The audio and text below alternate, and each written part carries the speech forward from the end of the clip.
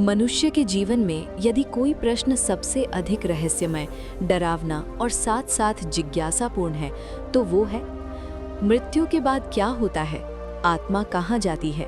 क्या सब कुछ समाप्त हो जाता है या कुछ शेष रहता है? साथ संगत जी, प्यार से बोलिए धन निरंकार जी। दासी आप जी के चरणों में अरदास करेगी, कृपया कहानी को पूरा सुने, अधूरा ना छोड़े। हर इंसान, चाहे वो अमीर हो या गरीब, पढ़ा लिखा हो या अनपढ़, कभी न कभी इस प्रश्न से अवश्य टकराता है। जब किसी अपने की मृत्यु होती है, तब ये प्रश्न और भी गहरा हो जाता है। शरीर सामने होता है, पर जीवन नहीं। वही चेहरा, वही हाथ पैर, पर चलाने वाली शक्ति अनुपस्थित। निरंकारी विचार हमें यहीं से सोचने को प्रेरित करता है। यदि शरीर वही है, तो गया क्या? शरीर और आत्मा का भेद। निरंकारी दृष्टि में सबसे पहले ये समझना आवश्यक है कि मनुष्य शरीर नहीं है। शरीर तो मिट्टी, जल, अग्नि, वायु और आकाश से बना हुआ एक साधन है, पर जो देखता है, सोचता है, अनुभव करता है, वही आत्मा है।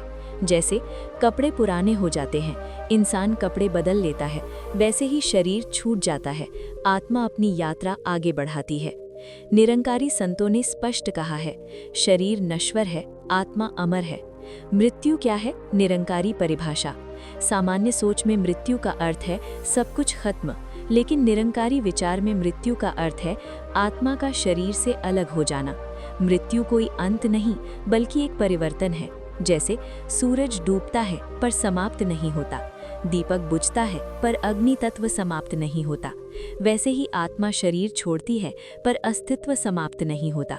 मृत्यु के समय क्या होता है? निरंकारी दृष्टिकोण कहता है कि जब मृत्यु आती है, शरीर निष्क्रिय हो जाता है, सांस रुक जाती है, हृदय थम जाता है, पर आत्मा न तो सांस पर निर्भर है, न हृदय पर, न मस्तिष्क पर। आत्मा चेतना है, ऊर्जा है। जैसे मोबाइल बंद हो जाए तो नेटवर्क खत्म नहीं होता, वैसे ही शरीर बंद हो जाए तो आत्मा समाप्त नहीं होती। तो आत्मा जाती कहाँ है? यही सबसे बड़ा प्रश्न उठता है। निरंकारी विचार में आत्मा न तो स्वर्ग नर्क की भौतिक जगहों में भटकती है, न किसी पेड़, पशु या प्रेत में प्रवेश करती है, जैसा डर फैलाया जाता है। निरंकारी दृष्टि कहती है, आत्मा परमात्मा की अंश है और परमात्मा सर्वव्यापक है। तो जो सर्वत्र है वो कहीं जाता कैसे? आत्मा स्थान नहीं बदलती, बल्कि अवस्था बदलती है। परमात्मा और आत्मा का संबंध। निरंकारी ज्ञान में परमात्मा निराकार है, सर्वव्यापी है, हर आत्मा में विद्यमान है। जैसे समुद्र और लहर, लहर उठती है, गिरती है, पर पानी समुद्र से अलग नहीं होता। मृत्यु के बाद आत्मा शरीर की पहचान छोड़ देती है, नाम, जाति, रिश्ते सब यही रह जाते हैं, पर परमात्मा से उसका संबंध समाप्त नहीं होता। स्वर्ग और नर्क। निरंकारी दृष्टि।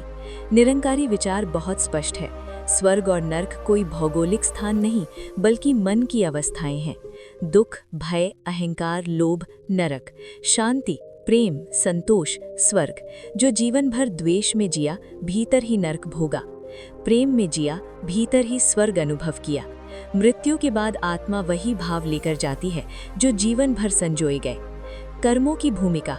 निरंकारी विचार कर्म को डर से नहीं, जागरूकता से जोड़ता है।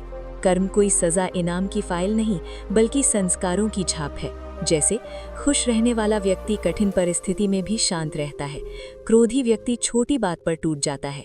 ये सब संस्कार हैं।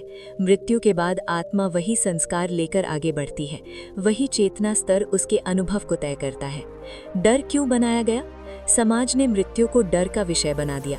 आत्मा भटकती है, प्रेत बन जाती है, पिंडदान नहीं हुआ तो कष्ट होगा। निरंकारी विचार कहता है, डर अज्ञान से पैदा होता है, ज्ञान से नहीं। परमात्मा करुणा है, प्रेम है, वो किसी आत्मा को सजा देने वाला नहीं। निरंकारी संदेश। मृत्यु के बाद आत्मा की चिंता करने से पहले जीवन के दौरान आत्मा की स्थिति सुधारो। ये प्रश्न बहुत गहरा है, क्योंकि समय, टाइम, शरीर और मन से जुड़ा हुआ अनुभव है। निरंकारी विचार के अनुसार समय घड़ी से नहीं चलता, समय अनुभव से बनता है। जब तक शरीर है, दिन रात, सुबह शाम, उम्र, प्रतीक्षा सब कुछ लगता है, लेकिन आत्मा शरीर नहीं है। इसलिए मृत्यु के बाद आत्मा के लिए न दिन होता है, न रात, न प्रतीक्षा, न वर्षों का बोध। आत्मा कालातीत अवस्था में प्रवेश करती है। जैसे गहरी नींद में हमें समय का पता नहीं चलता, घंटों बीत जाते हैं पर लगता है क्षण भर। मृत्यु के बाद आत्मा की अवस्था भी कुछ ऐसी ही होती है, जहां समय की पकड़ समाप्त हो जाती है। क्या आत्मा भटकती है? बहुत लोगों के मन में डर बैठा है कि आत्मा भटकती है, अधूरी इच्छाओं के कारण कष्ट पाती है। निरंकारी विचार इसे स्पष्ट रूप से नकारता है। आत्मा कभी भटकती नहीं, भटकता है तो मन, और मन तो शरीर के साथ ही समाप्त हो जाता है। इच्छाएं, लालसाएं, अधूरापन, ये सब मन की उपज है, आत्मा की नहीं। आत्मा तो साक्षी है, देखने वाली चेतना है। इसलिए न आत्मा भूखी रहती है, न प्यास लगती है, न उसे किसी कर्मकांड की आवश्यकता होती है। डर मनुष्य ने बनाया, परमात्मा ने नहीं। पुनर्जन्म पर निरंकारी दृष्टि। पुनर्जन्म को लेकर समाज में दो अतिवाद हैं। सब कुछ झूठ है, सब कुछ डरावना और जटिल है। निरंकारी विचार इन दोनों से ऊपर उठकर कहता है, पुनर्जन्म आत्मा की यात्रा है, पर यह स्वचालित मशीन नहीं। आत्मा चेतना के स्तर पर यात्रा करती है। यदि जीवन में अज्ञान रहा, अहंकार रहा, द्वेष रहा, तो आत्मा उसी चेतना के संस्कार लेकर आगे बढ़ती है। और यदि ज्ञान मिला, प्रेम जगा, समर्पण आया, तो आत्मा का बंधन स्वतः ढीला हो जाता है। निरंकारी दृष्टि में पुनर्जन्म कोई सजा नहीं, बल्कि अधूरे बोध की निरंतरता है। क्या आत्मा किसी और शरीर में जाती है? ये प्रश्न भी बहुत पूछा जाता है। निरंकारी संतों ने कहा है, आत्मा शरीर नहीं चुनती, चेतना स्तर शरीर को आकर्षित करता है। जैसे समान तरंगे एक दूसरे को खींचती हैं, समान सोच वाले लोग पास आते हैं, वैसे ही जैसी चेतना वैसा अनुभव। ये प्रक्रिया डरावनी नहीं, बल्कि प्राकृतिक है। मोक्ष क्या है? गलत फहमियों से परे। अक्सर मोक्ष को ऐसे समझा जाता है, कहीं दूर पहुंच जाना, स्वर्ग में स्थान मिल जाना, जन्म मरण से भाग जाना। निरंकारी विचार मोक्ष को अलग तरह से देखता है। मोक्ष बराबर अभी और यही मुक्त हो जाना, डर से मुक्त, अहंकार से मुक्त, तुलना से मुक्त, मृत्यु के भय से मुक्त। जो व्यक्ति जीते जी मुक्त है, वही मृत्यु के बाद भी मुक्त है। मोक्ष कोई घटना नहीं, एक अवस्था है। मृत्यु का भय क्यों लगता है? निरंकारी दृष्टि कहती है, हम मृत्यु से नहीं डरते, हम अज्ञान से डरते हैं। डर के कारण अपनों से बिछड़ने का भय, अधूरे काम, अनकहे शब्द, संग्रहित किया हुआ संसार। पर जिसने समझ लिया कि कुछ भी हमारा नहीं, हम कुछ लेकर नहीं आए, कुछ लेकर नहीं जाएंगे, उसके लिए मृत्यु अंधेरा नहीं, विश्राम है। निरंकारी ज्ञान और जीवन का उद्देश्य। यदि मृत्यु के बाद आत्मा की चिंता है, तो जीवन के दौरान आत्मा की स्थिति सुधारना ही समाधान है। निरंकारी संदेश कहता है, परमात्मा को जानो, स्वयं को पहचानो, जीवन को साधना बनाओ, ताकि मृत्यु डर न बने, बल्कि सहज परिवर्तन लगे। मृत्यु के बाद आत्मा और परमात्मा। निरंकारी विचार का सार यही है, आत्मा कभी परमात्मा से अलग हुई ही नहीं, तो मिलने का प्रश्न ही नहीं उठता। जैसे घड़ा टूटता है, आकाश बाहर नहीं जाता, बस घड़े की सीमा समाप्त होती है। वैसे ही शरीर टूटता है, आत्मा मुक्त होती है, परमात्मा में विलीन नहीं, बल्कि उसकी चेतना में स्पष्ट होती है। मृत्यु केवल शरीर के लिए घटना है, आत्मा के लिए नहीं। निरंकारी दृष्टि कहती है, मृत्यु के समय वही चेतना सक्रिय रहती है जो जीवन भर अभ्यास में रही।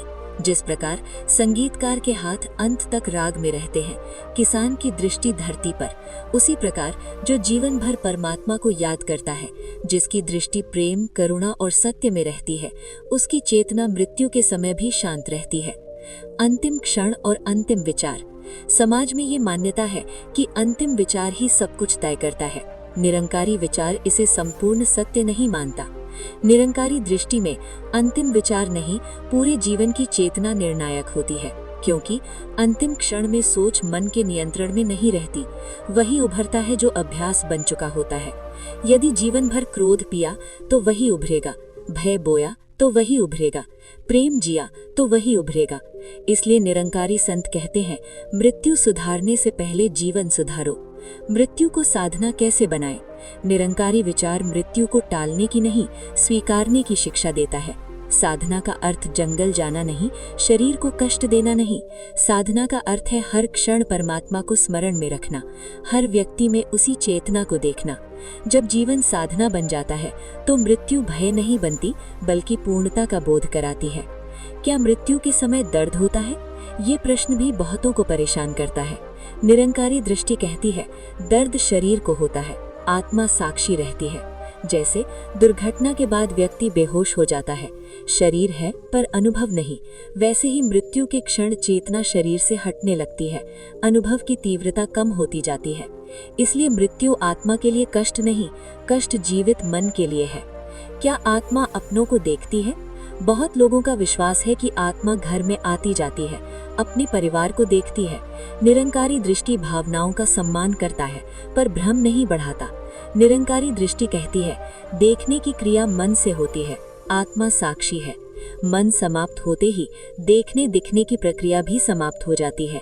इसलिए आत्मा न घर में भटकती है, न किसी से विदा लेने आती है।